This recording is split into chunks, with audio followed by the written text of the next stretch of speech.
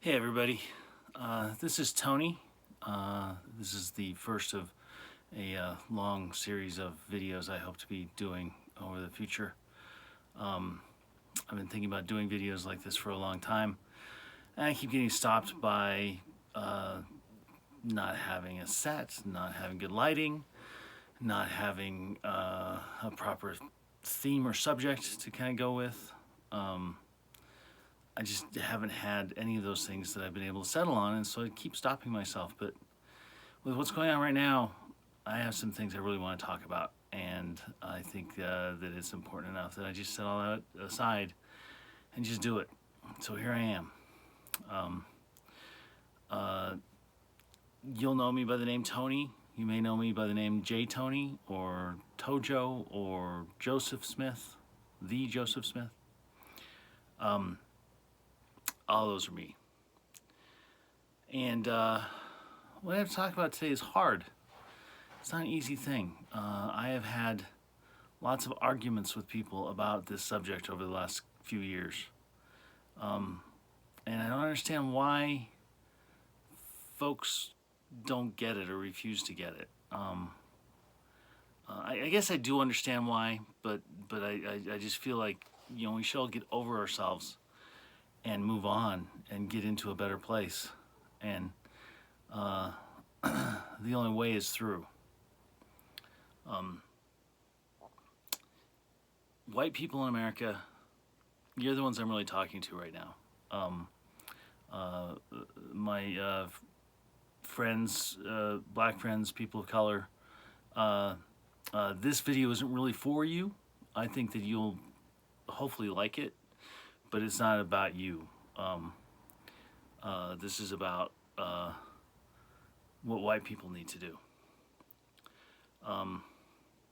If you don't believe that white people have privilege in America, if you don't think they have advantages over other people commonly thought of as oppressed in America, your eyes aren't open. You're not looking at the reality of the situation. White people have privilege. We get to do things other people don't get to do. We get to live in a way that other people don't get to live.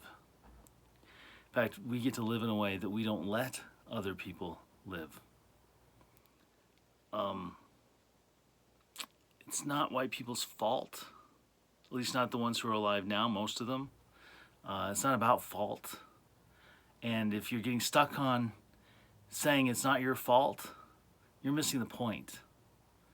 Yeah, it's not your fault. That isn't the point. The point is you're here now, you have those advantages, you need to use them to help those who don't have that privilege to get it. And that means giving up some of your privilege. That's a good thing. That's what you're supposed to do. And if you're stuck grasping onto that privilege, there's a problem. That's not the way you're supposed to behave. I come down on this harder than most folks, I think. My belief is that if you're a white person in America, you're not only privileged, you are racist. I am racist.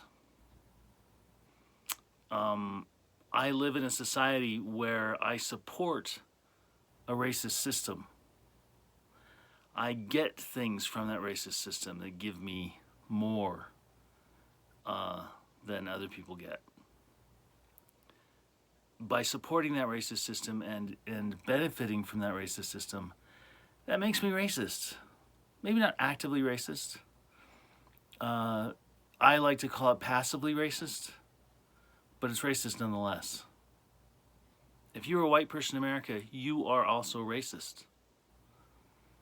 Now, people cringe at that, people balk at that, people get really upset at being called racist. And I get that. Racist has been almost a slur for a long time.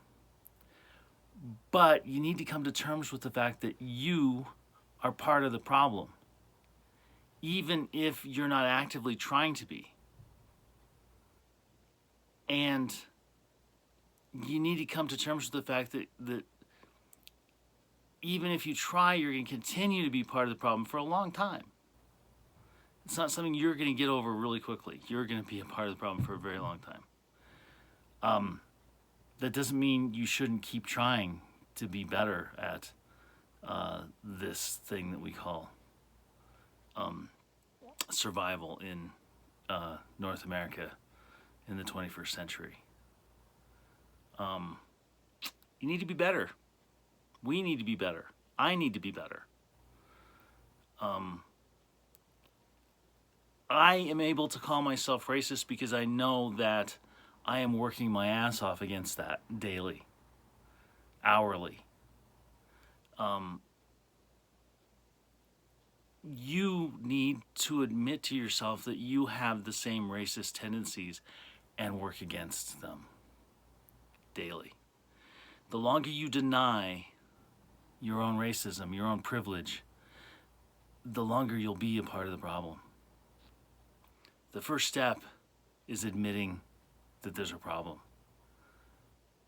and that you're part of it.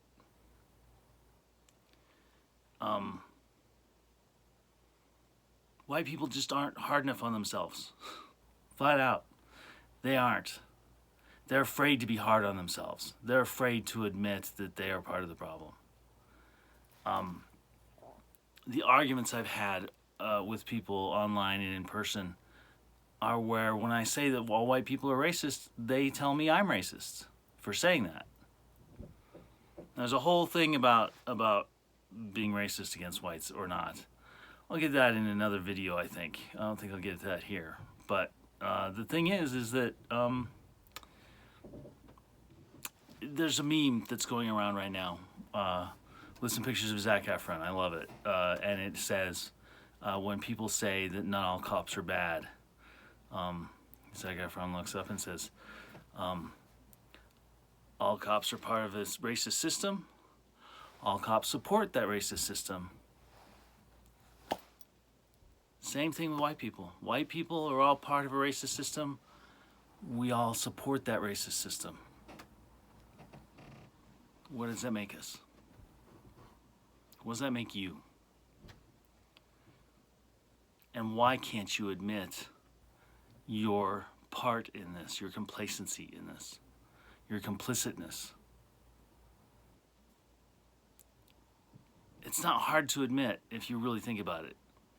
And admitting it makes you much more able to act on behalf of and in allyship with and in conjunction with those who need it, those who need your help. I had an argument today about All Lives Matter and Black Lives Matter, and that they should say Black Lives Matter too, because it automatically removes the idea of only Black Lives Matter. No. All Lives Matter 2 is not okay. All Lives Matter 2 makes... I'm sorry, back that up. Black Lives Matter 2 is not okay. Black Lives Matter 2 makes Black Lives the sidekick. They are two. No, it's Black Lives Matter. Period. It doesn't need any modifiers. It doesn't need any modifiers to say only Black Lives Matter, and it doesn't need any modifiers to say Black Lives Matter too. It's just Black Lives Matter, period.